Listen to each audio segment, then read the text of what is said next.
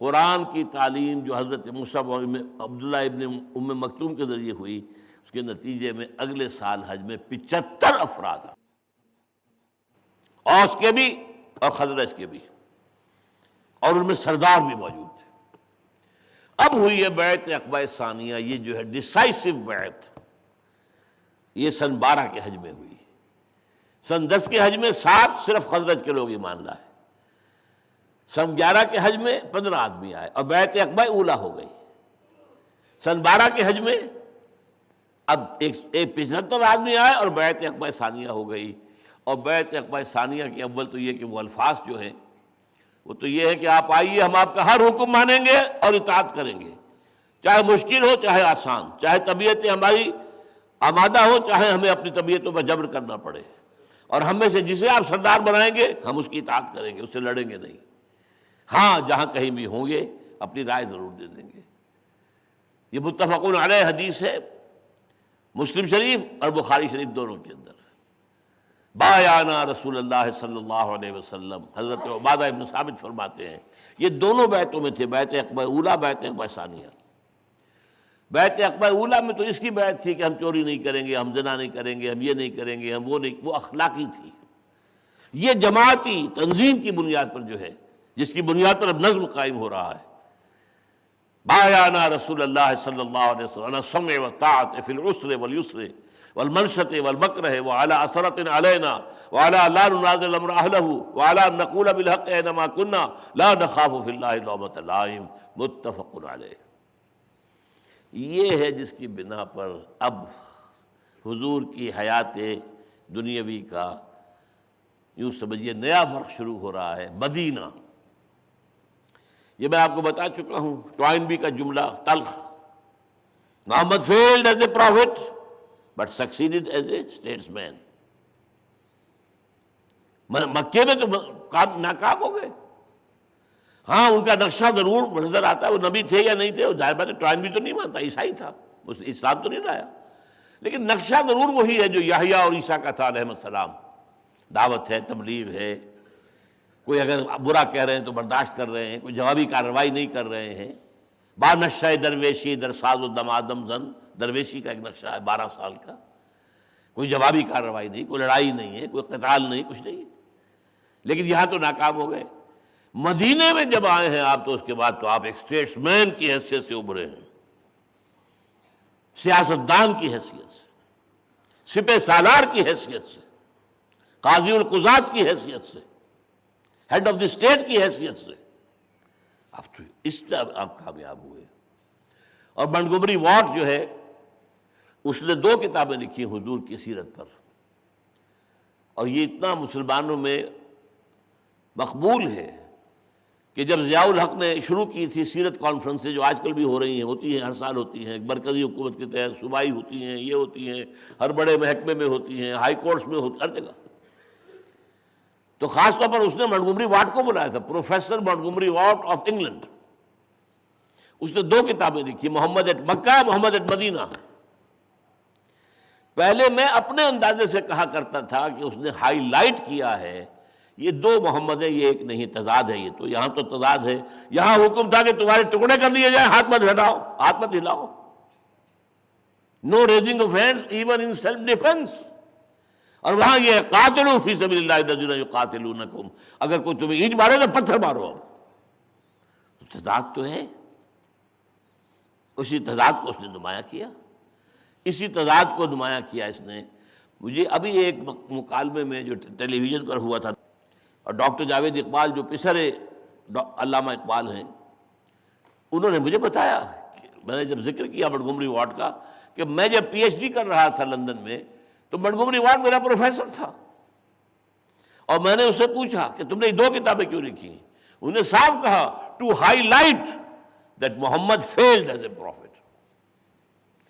اب یہ جو زہر بھرا ہوا یہ ہمیں نہیں معلوم، اس لیے کہ محمد ایٹ مدینہ میں اس نے اتنی تعریف کی ہے، اتنی تعریف کی ہے، آپ کی معاملہ فہمی، موقع شناسی، آپ کی ذہانت، آپ کی فطانت، آپ کا انسان کو سمجھ لینا، آپ کی پلاننگ، آپ کا لایا عمل بنانا، آپ کی سپہ سالاری، سپرلیٹوز کے انداز کے اندر تمام ڈگریز جو ہو سکتی ہیں تو تعریف کی وہ استعمال کر دی. اس لیے ہم سمجھتے ہیں کہ بہت ہی یہ حضور کا عقیدت مند ہے. زہر کیا ہے کہ یہاں محمد جو ہے نبی کا رول نہیں کر رہا، یہ تو رول اور ہے.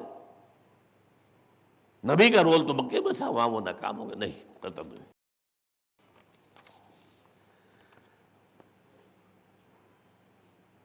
اچھا، میں مدینے میں جب آپ پہنچے ہیں تو آپ نے 6 مہینے لیے ہیں صرف، جن میں آپ امن میں رہے، اور 6 مہینوں میں 3 بڑے بڑے کام کیے. مسجد نبوی تعمیر ہو گئی، نمبر 1، ایک مرکز بن گیا. یہی گورنمنٹ ہاؤس تھا، یہی پارلیمنٹ تھا، یہی خانقاہ تھی محمد کی، یہی عبادت گاہ تھی، یہی دارالمشورہ تھا، یہی دارالتعلیم تھا، مرکز. نمبر 2، یہ اب ادھر سے مہاجر آ رہے ہیں، مدینے کے مسلمان انصار کہلاتے ہیں. قبائلی اختلاف ہے، وہ قریش، یہ اوس اور خزرج کے. روایات کا اختلاف ہے، مزاجوں کا اختلاف ہے.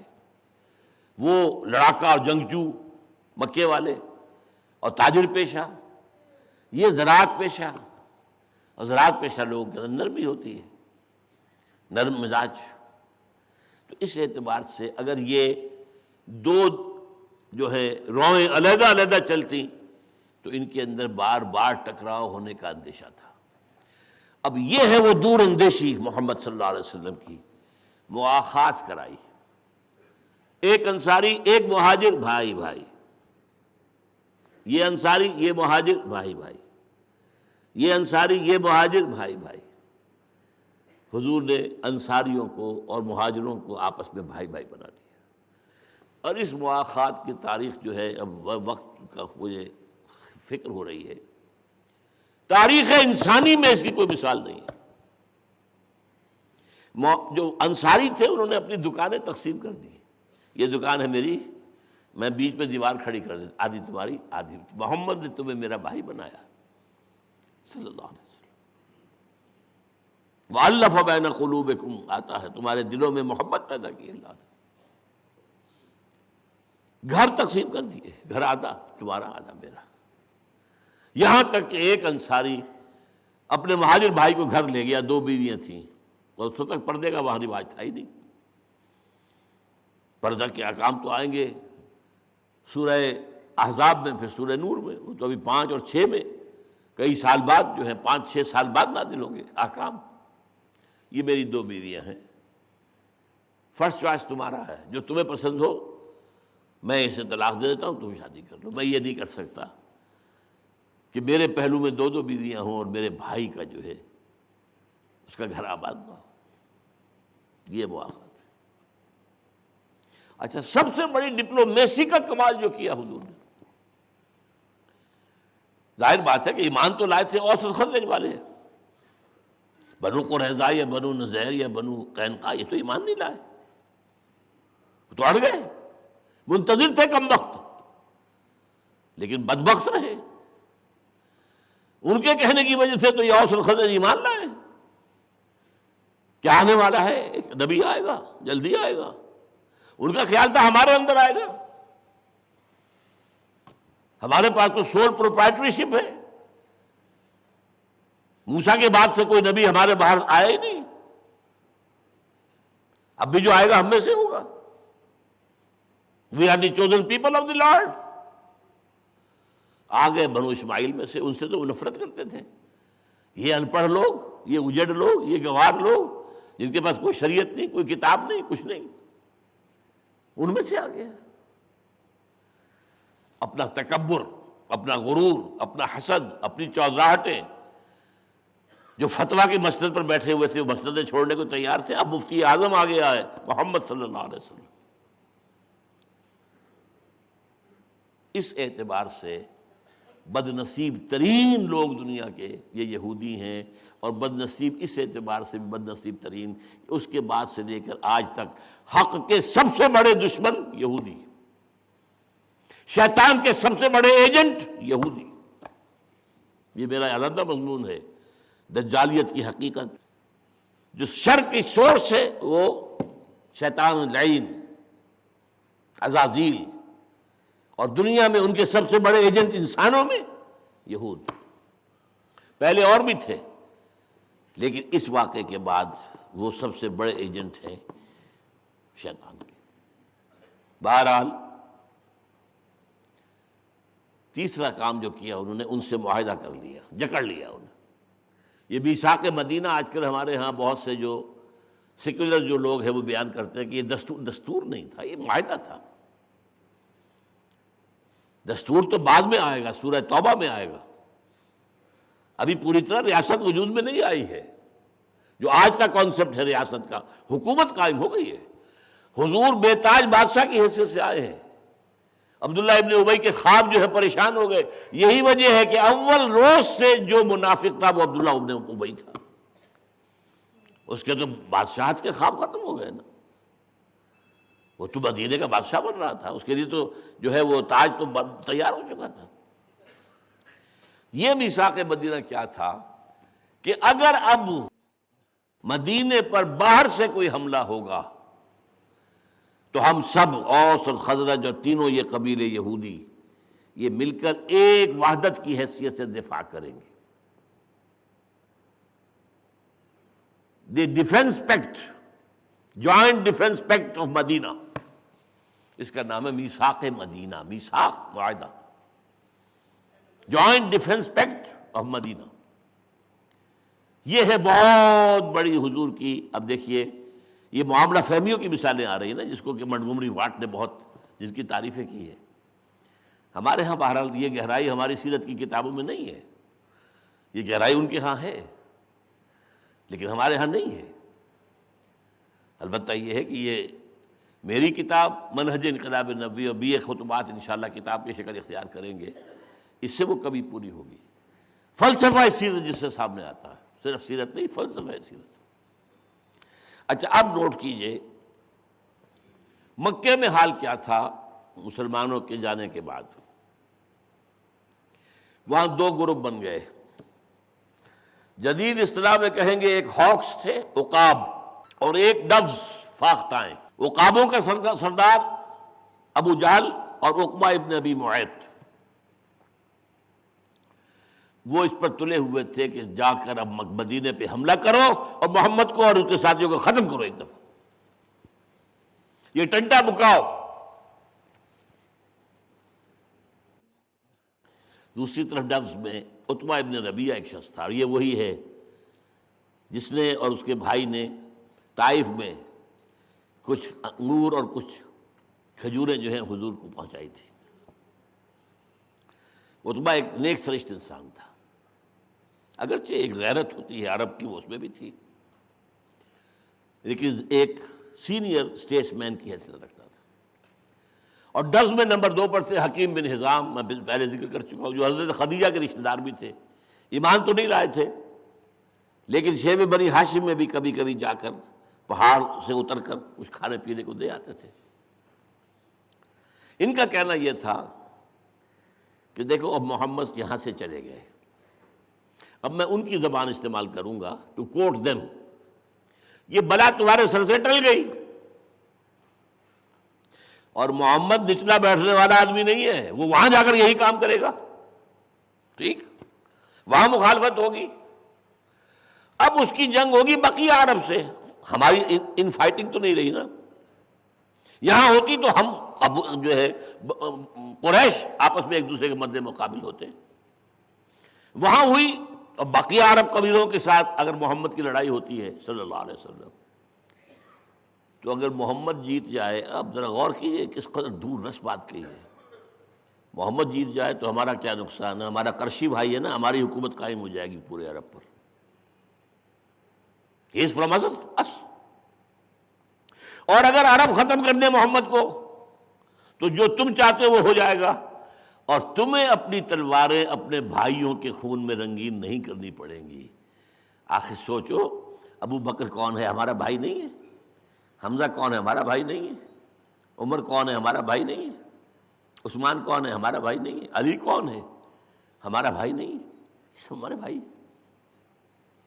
ہم اپنی تلواروں سے اپنے بھائیوں کے سر کاٹیں؟ اب وہ عرب سے جب لڑیں گے، یا عرب جیتے یا حضور جیتے، محمد جیتے صلی اللہ علیہ وسلم۔ اگر یہ کہ محمد کو ختم کر دے تو جو تم چاہتے ہو گیا، اور تمہاری اپنی تلواریں تمہارے کسی بھائی کے خون سے نہیں رنگی گئی۔ اور اگر محمد غالب آ جائیں عرب پر صلی اللہ علیہ وسلم تو ہماری حکومت قائم ہو جائے گی پورے عرب پر۔ ابھی تو ہماری حکومت صرف مکے پر ہے نا، ویسے ہماری حیثیت ہے، اور وہ اس وجہ سے ہے کہ تمام قبائل کے بت ہمارے پاس رکھے ہوئے، ہوسٹیج تمام کے قبائل جو ہیں وہ رکھے ہوئے بت جو ہیں مکے کے اندر۔ خانہ کعبہ میں 360 جو ہے بت کیوں تھے؟ ہر قبیلے کا خدا وہاں موجود ہے، اور اب جب چاہے اس کی گردن مروڑ دیں، اٹھا کر پھینک دیں اسے کعبے سے باہر، لہذا کوئی قبیلہ ہم سے جنگ نہیں کر سکتا، یہ بات تو ہے۔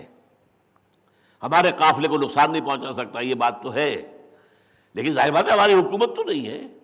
اگر محمد شکست دیتا ہے باقی سب تمام عربوں کو تو عرب میں ہماری حکومت قائم ہو جائے گی۔ We stand to lose nothing. یہ ابھی بحث وہاں چل رہی تھی، ڈوز اینڈ ہاکس، فیصلہ نہیں ہوا تھا۔ اب جو آغاز ہوا ہے کس سے ہوا ہے، یہ ہے بات۔ جیسے میں نے کہا تھا ابتدائی تصادم کس نے شروع کیا؟ جس نے کہا یہ نظام غلط۔ ایک تالاب کے اندر پرسکون پانی کھڑا تھا، پتھر آپ نے مارا ہے بھائی، آپ نے مارا، لہریں اٹھ رہی ہیں، وہ لہریں تو اٹھیں گی۔ پھر جنگ بھی حضور نے شروع کی ہے صلی اللہ علیہ وسلم۔ ہمارے ہاں جو اپولوجیٹک لوگ ہیں انکلوڈنگ شبلی نعمانی، نہیں حضور نے کوئی جارحانہ جنگ نہیں کی، حضور نے آغاز نہیں کیا، انہوں نے تو مدافعانہ جنگ لڑی ہے۔ جنگ حضور نے شروع کی، کیوں کی؟ غلبہ کرنا دین کا آپ کا فرض تھا، آپ کو اپنا فرض پورا کرنا تھا۔ اب کیسے کیا آپ نے اس کو سمجھیے۔ 6 مہینے میں 3 کام، دور رس پلاننگ ہو رہی ہے۔ 7ویں مہینے سے آپ نے دستے بھیجنے شروع کر دیے، چھاپا مار دستے۔ 7ویں مہینے سے لے کر 18ویں مہینے تک، جبکہ غزوہ بدر ہوا ہے، 8 یہ غزوات، 4 غزوے ہیں جن میں حضور بھی گئے ہیں، اور 4 سرایا ہیں جن میں حضور نہیں گئے، آپ نے کچھ لوگوں کو بھیجا ہے۔ اور اس کو وہ لوگ ہمارے ہاں جو اپولوجیٹک انداز تھا، چونکہ یورپ نے کہا اسلام تلوار سے پھیلا، نہیں تلوار سے نہیں پھیلا، تلوار سے نہیں پھیلا، تلوار سے نہیں، اور یہ تو بڑی خونی لوگ ہیں، اور جنگجو نبی تھا محمد صلی اللہ علیہ وسلم، نہیں انہوں نے تو دفاع میں جنگ کی تھی صرف، یہ بات صحیح نہیں۔ اقدام حضور کی طرف سے ہوا۔ ابھی وہاں بحث چل رہی تھی، ابھی کوئی اقدام نہیں ہوا۔ یہاں سے اقدام کیا ہوا؟ اب آپ نے چھاپا مار دستے بھیجنے شروع کیے۔ پہلا ٹارگٹ کیا تھا؟ قریش کے قبیلے بدر کے پاس سے گزرے، حملہ کرو۔ طائف کی طرف جائیں، نخلا کے اندر بھی آپ نے ایک گروپ بٹھا دیا۔ Watch the movement of Quraysh and keep us informed, جیش نخلا کہلاتا ہے۔ آپ خود ایک لشکر لے کر، جو قریش نے اب ایک بہت بڑا جو ہے بہت بڑا ایک کاروان جو ہے، قافلہ تجارتی تیار کیا تھا، جتنے مہاجرین وہاں سے آئے ان کے گھر لوٹ کر، سارا سامان لے کر، اس کو فروخت کر کے ایک بڑی رقم فراہم کی گئی، اور اس سے وہ قافلہ تیار ہوا جو ابو سفیان لے کر گیا شام، اور حضور نے اس کا پیچھا کیا تھا، لیکن وہ نکل گیا آگے۔ ادھر سے حضور نے جو ایک چھوٹا سا گروپ بھیجا تھا نخلا، یہ نخلا کا ذکر میں کر چکا ہوں، طائف سے واپسی پر فجر کی نماز آپ نے یہاں پڑھی، اور یہاں جنات نے حضور کو سنا ہے۔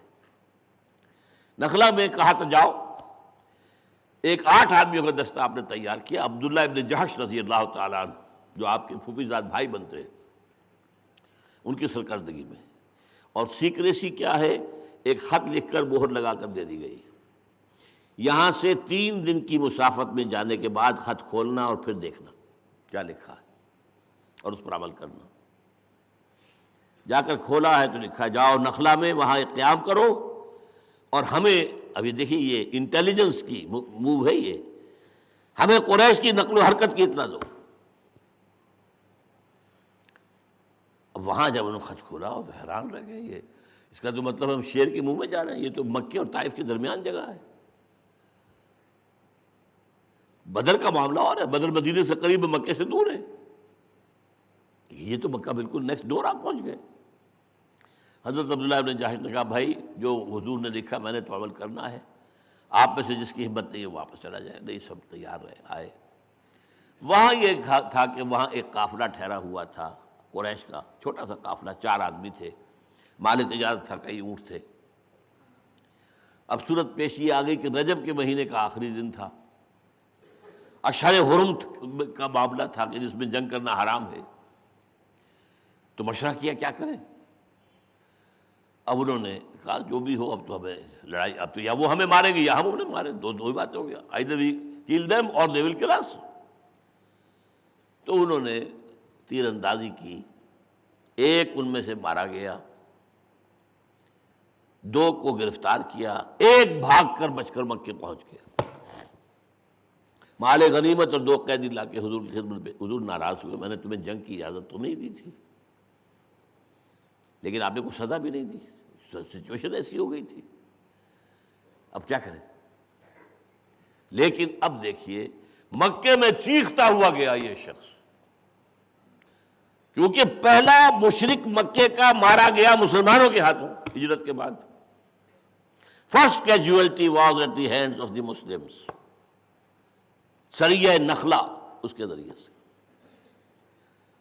اب ظاہر بات ہے کہ ہاکس ان کے ہاتھ مضبوط ہو گئے نا، وہ اب یہ محمد کی اتنی جرت، ڈس تو بیچارے خاموش ہو رہے ہوں گے، کیا کریں، کیا جواب دیں۔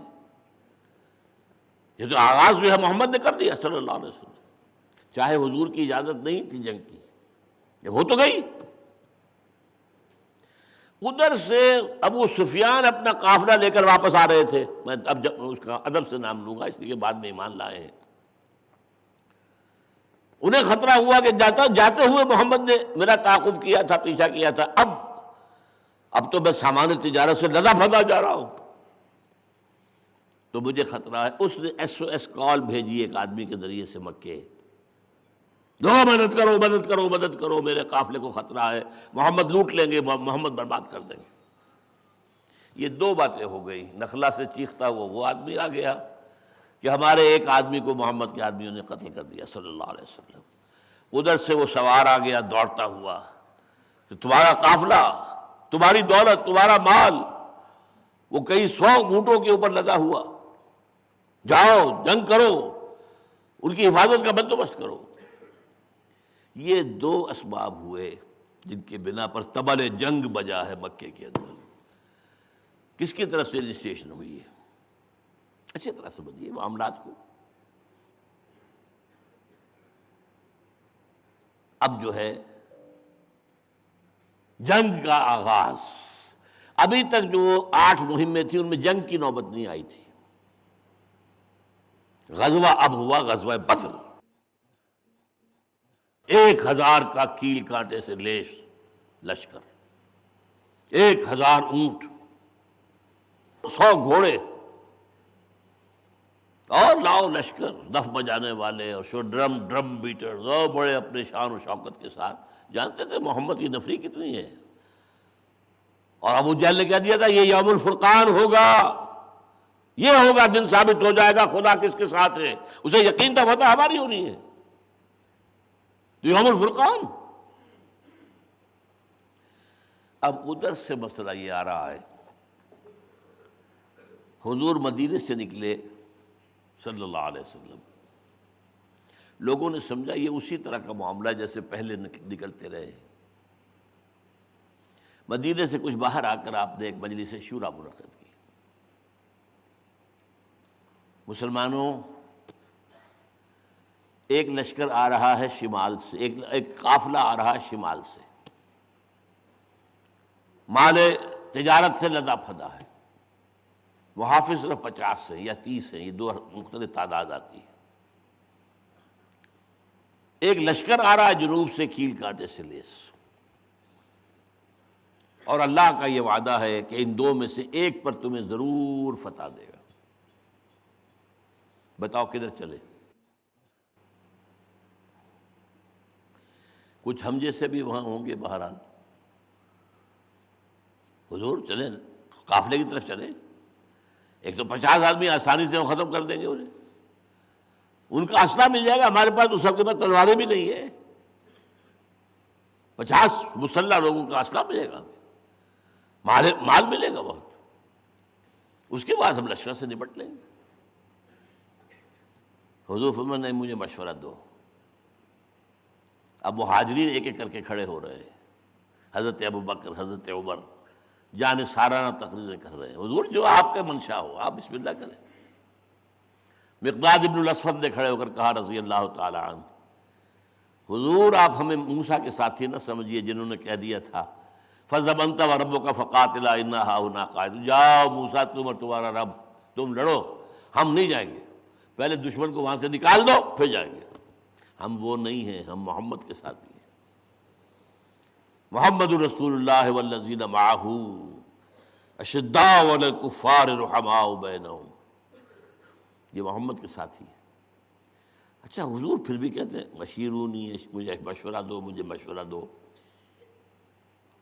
اب حضرت سعد کو خیال آیا, وہ انصار کے رئیس تھے, کہ ہو نہ ہو یہ ہماری طرف روئے سخن ہے حضور کا. اس لیے کہ بیعت عقبہ ثانیہ پر طے ہوا تھا اگر مدینے پر حملہ کیا انہوں نے تو ہم آپ کی حفاظت ایسے ہی کریں گے جیسے کہ اپنے آل اولاد کی کرتے ہیں. ابھی وہ تو مدینے پر حملہ آور ہوئے نہیں ہیں. یہ تو جدید اصطلاح میں ہم کہیں گے کہ محمد پری ایمپٹ کر رہے ہیں. تو گویا کہ وہ معاہدہ کور نہیں کر رہا. The Ansar of Medina are not bound by that pact کہ وہ ضرور جا کر ساتھ دیں. اور اب ادھر مسئلہ کیا ہے کہ 1000 حضور کو تو اللہ نے بتا دیا نا 1000 کا لشکر آ رہا ہے.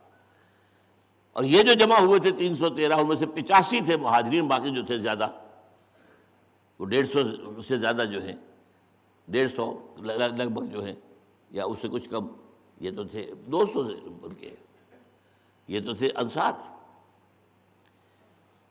تو حضرت عبادہ کھڑے ہوئے, کأنک تعنینا یا رسول اللہ, اے اللہ کے رسول معلوم ہو رہا ہے آپ کا روح سخن ہماری جانب ہے.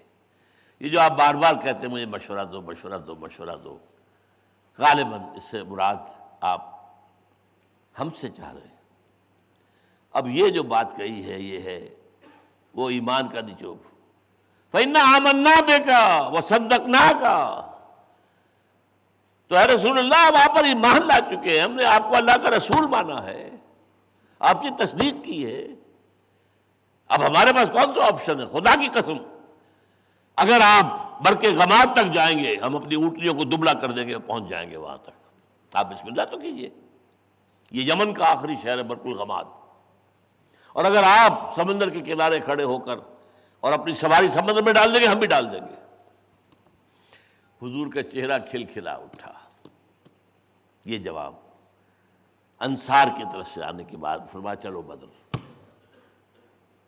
اب یہاں پہلے فلسفہ انقلاب کے حوالے سے اور فلسفہ سیرت کے حوالے سے ایک نقطے پر غور کر لیجئے, اس کے بعد میں واقعات کی تفصیل میں اب نہیں جاؤں گا. دیکھیے یہ آپ نے کیوں کیا تھا, یہ 8 جو ہیں آپ نے مہمات کیوں بھیجی تھی؟ 2 مقصد تھے. اکنامک بلاکیڈ آف مکہ, مکے کی معاش کا دار و مدار, وہاں تو کوئی چیز پیدا تو ہوتی نہیں. غادن غیر ذی زرع, گندم باہر سے نہ آئے تو فاقے, ہر چیز تو باہر سے آتی تھی. پھل تھے کچھ طائف کے اندر, تو پھلوں سے جو ہے وہ غذا کی ضرورت تو پوری نہیں ہوتی. آپ نے بلاکیڈ اکنامک کیا مکے کا. اب یہ راستہ مخدوش ہے, it's not safe for you, we are very much here. اس سے آپ کہیں گے اکنامک بلاکیڈ آف مکہ. اور پولیٹیکل آئسولیشن آف قریش. آپ جہاں کہیں گئے ان 8 مہموں کے دوران, یا آپ کا کوئی امیر قائم کیا ہوا, جس علاقے میں گئے وہاں پہ جو قبیلہ تھا اس سے اب اس کو اپنا حلیف بنا لیا. یا اگر پہلے وہ قریش کا حلیف تھا تو اس سے یہ طے کر دیا کہ تم نہ ہمارے ساتھ نہ ان کے ساتھ، نیوٹرل رہو گے۔ اب جو قبیلہ حلیف تھا قریش کا وہ نیوٹرل ہو گیا، تو جو پولیٹیکل انفلوئنس آف قریش ہے وہ ڈمنش ہو رہا ہے۔ Decrease in the political influence, یا کہیں political isolation of Quraysh, economic blockade of Mecca, political isolation of Quraysh, اس کا رد عمل ہے پھر جو دو واقعات کی شکل میں ہوا، اور پھر وہ فوج نکلی، اور اس کا حاصل کیا ہوا وہ بھی سمجھ لیجئے۔ یہ اصل میں گویا کہ سانپ کو بل میں سے نکالا گیا ہے۔ مکہ امن والا شہر ہے، یہاں اگر معاملہ ہوتا تو یقیناً بدامنی ہوتی، خونریزی ہوتی، مکے کی حرمت کو پٹا لگتا۔ یہ سانپ کو بل میں سے نکال کر بدر کے میدان لایا گیا۔ اور بدر کے میدان کا ایک واقعہ آپ کو بتا دوں، اگلے دن جنگ ہونی ہے، اب شام کو کیا جشن من رہا ہے، یقینی بات ہے فتح کرے ہیں کون، کتنے آئے ہیں 313، اور 313 نہتے ہیں، سب کے پاس یار بھی نہیں ہے، کچھ بھی نہیں ہے۔ اتنے میں حکیم بن حزام آتے ہیں عتبہ ابن ربیعہ کے پاس، کیونکہ ادھر سے اطلاع آ گئی کہ قریش کا قافلہ ابو سفیان لے کر نکل گئے۔ انہوں نے کیا کیا، بدر کی وادی میں داخل ہی نہیں ہوئے، یوں سمجھیے یہ بدر یوں میدان تھا، ایک شمال میں بیت المقدس کی طرف، جنوب میں مکے کی طرف، داہری طرف سے مدینہ آ رہا ہے، مدینے کی سڑک آ رہی ہے، میدان میں یہ جمع ہو جاتے تین۔ نارمل روٹ کیا تھا، شمال سے داخل ہوتے ابو سفیان اور جنوب سے وادی سے گزر جاتے، بہت عمدہ راستہ تھا۔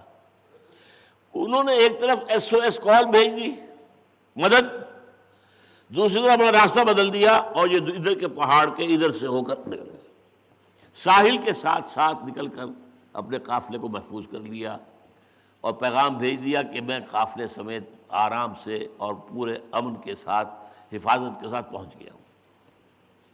یہ وہاں لشکر کا ہمیں اطلاع آئی ہے تو حکیم بن حزام جاتے ہیں عتبہ کے پاس، دیکھو ہم اپنے لشکر کی حفاظت کے لیے آئے تھے، لشکر ہمارا محفوظ چلا گیا، اب خام خواہ کی خونریزی کی ضرورت کیا ہے؟